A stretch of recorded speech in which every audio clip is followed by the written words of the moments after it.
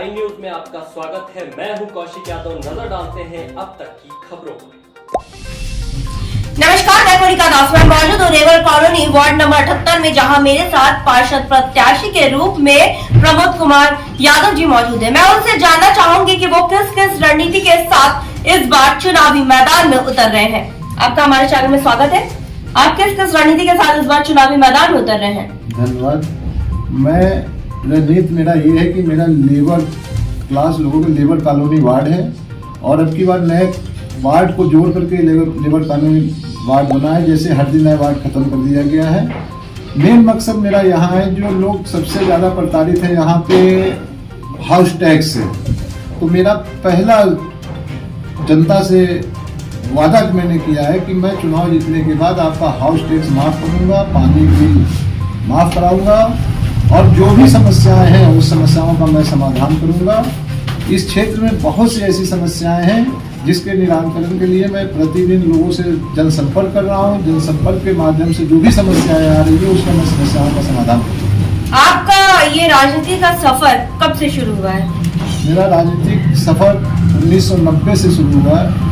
90 के बाद मैं 96 में कैंट विधानसभा से मैं निर्दलीय विधायक के रूप में चुनाव लड़ा था, जिसमें मुझे 32,880 वोट मिले थे। उसके बाद 2007 में मैं अपनी वाइफ को इसी वार्ड से, जहाँ पे आप बैठी हैं, ये पहले था कुंवर गोटी वार्ड 54 नंबर वार्ड, वहाँ से मैंने अपनी पत्नी को निर्दलीय लड़ाया था, जहाँ से जनता ने प्यार दिया, 1600 वोट मिला।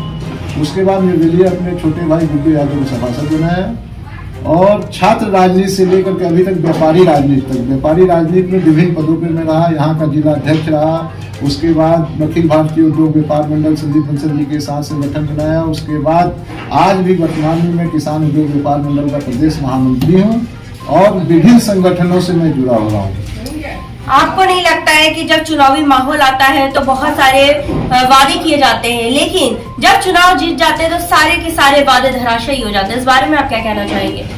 मैं वादा करने पे विश्वास नहीं करता हूँ, कार्य करने पे विश्वास रखता हूँ। जैसे क्षेत्रीय समाज के लोग आज भी हमारे यहाँ मॉर्निंग में सुबह 8 से 11 बजे उनकी समस्याओं को, जैसे जिनके पास राशन कार्ड नहीं रहा उनको मैंने राशन कार्ड बनवाया, जिनके पास आधार कार्ड नहीं था आधार कार्ड बनवाया, जिनके पास वृद्धा पेंशन नहीं था उनका वृद्धा पेंशन बनवाया, और महिलाओं का विधवा पेंशन, विकलांग पेंशन, और कैंप लगा करके स्वास्थ्य के लिए जो हो सकता है। जैसे अभी हमारे तरफ अभी तत्काल का है, लखनऊ में डेंगू बहुत फैला हुआ था।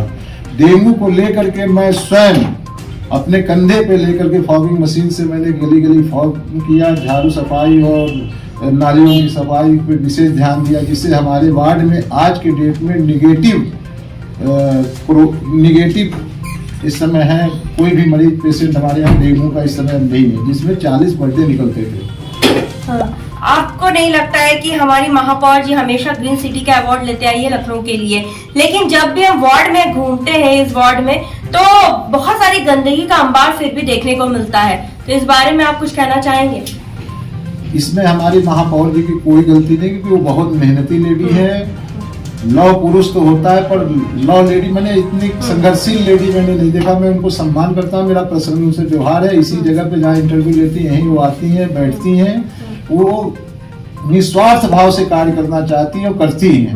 अफसोस इस बात का होता है कि नीचे के जो सभासद स्तर के जो लोग हैं, पार्षद जो सभासद और क्षेत्रीय पार्षद है, उनकी कमी है, न कि ये महापौर जी की कमी है।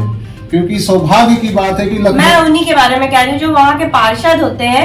महापौर जी तो ग्रीन सिटी का अवार्ड लेते आई है, लेकिन जो वहाँ के पार्षद है वो लगता है कि आपके यहाँ काम कर रहे हैं। नहीं, मुझे तो उसका उदाहरण मैं बता दूंगा। क्योंकि ये गली में एक मैंने पानी की दिक्कत थी तो लगवाया था नलकूप लगने के वजह से रोड की कटिंग हो गई। रोड कटिंग के बाद से मैं उसको सही कराने के लिए मुख्यमंत्री हेल्पलाइन से लेकर क्षेत्रीय सभासद से कई एक बार मैंने विनती की। अभी मैं स्थिति दिखा दूंगा। इतनी प्रदूषण होता है मिट्टी धूल से, आप जान रही हो, प्रदूषण इतनी चरम सीमा पे है, फिर भी यहाँ पे कोई ध्यान सभासद द्वारा नहीं दिया जाता है, पार्षद द्वारा नहीं दिया जाता। इसमें महापौर जी की कोई गलती नहीं। अच्छा, ये बताइए कि आपका कोई ड्रीम प्रोजेक्ट है जो इस वार्ड में नहीं हुआ और आप पार्षद ही चुनाव जीतने के बाद उस प्रोजेक्ट पे काम करना चाहते हैं? मेरा ड्रीम प्रोजेक्ट ये है कि यहाँ पे इस एरिया में एक हॉस्पिटल माननीय कल्याण सिंह जी और कुसुम राय जी थे, उसके पीरियड में हम लोगों ने प्रयास करके एक हॉस्पिटल हम लोगों ने बनवाया था, रानी लक्ष्मीबाई हॉस्पिटल। उसका विस्तार करना मेरा प्रमुख उद्देश्य है कि उसको विस्तार करके कम से कम उसको 500 बेड का मैं हॉस्पिटल बनाऊं। और दूसरा मेरा है कि एक हम लोगों ने प्रयास करके डिग्री कॉलेज यहाँ पे बनवाया था, पंडित दीनदयाल उपाध्याय महाविद्यालय, उसमें उसका विकास कराना। और एक स्टेडियम हम लोगों ने बनवाया था यहाँ पे आपके राजाजीपुरम में। स्टेडियम के अंदर आज मिनी स्टेडियम में माननीय कुसुम राय जी का और माननीय कल्याण सिंह जी का देन था, जिसमें अथक प्रयास मैंने किया था। आज वो मिनी स्टेडियम बच्चों को खेलने की जगह नहीं, वहाँ पे पीएससी और पुलिस और सेना और इधर उधर के लोग वहाँ पे काबिज हो गए हैं और सिर्फ शादी ब्याह का कार्य हो रहा है। इसको हम खत्म करा के सिर्फ बच्चों को खेलने का इंतजाम बनाएंगे।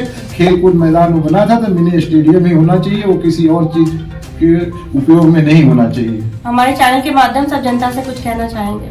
हम अपने वार्ड के सभी समस्त जनता से मैं निवेदन करूंगा कि एक बार मुझे सेवा का मौका दें और आपकी जो भी समस्या होगा उस समस्या के समाधान के लिए हर वक्त मैं तत्पर हूं कि आपकी जो भी समस्या है उसको मैं निराकरण कराऊंगा।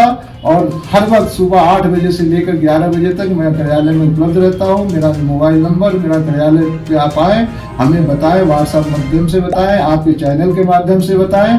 मैं पूर्णतः अपने आप को लेबर कॉलोनी वार्ड की जनता को समर्पित करता हूँ। ये हमारे साथ थे प्रमोद जी, जिन्होंने काफी विकास कार्यों को अंजाम दिए हैं। पार्षद तो नहीं है, फिर भी पार्षद का कार्य जो होता है वो बिना पार्षद के पद पे रहते हुए भी किए हैं। समाज के साथ रूबरू होते हैं, समाज की समस्याओं को सुनते हैं और उसका निवारण भी करने की कोशिश में लगे रहते हैं। क्योंकि इनकी एक और बात है, इनका कहना है कि यहाँ की जो स्टेडियम है वो खेलकूद का मैदान नहीं बना है, जबकि वो बना हुआ था स्टेडियम बच्चों के खेलने के लिए। और इनका ये ड्रीम प्रोजेक्ट है कि अगर ये पार्षद चुने जाते हैं तो वो सिर्फ बच्चों के लिए क्रीड़ा मैदानी होना चाहिए। और सबसे बड़ी बात इन्होंने ये कही कि समाज को भी जागरूक होना चाहिए। कूड़ा जो है कूड़ेदान में फेंके, आप सड़कों पर फेंके, और ये सारी समस्याओं को वो हल करेंगे अगर ये पार्षद चुने जाते हैं। अब देखने वाली बात ये होगी कि जनता इनको चुनती है या नहीं। वीडियो जर्नलिस्ट राज शर्मा के साथ मैं कोनिका दास, आई न्यूज उत्तर प्रदेश। खबरों का सिलसिला यूं ही जारी रहेगा। आप बने रहिए आई न्यूज के साथ, हर खबर पर पहली नजर।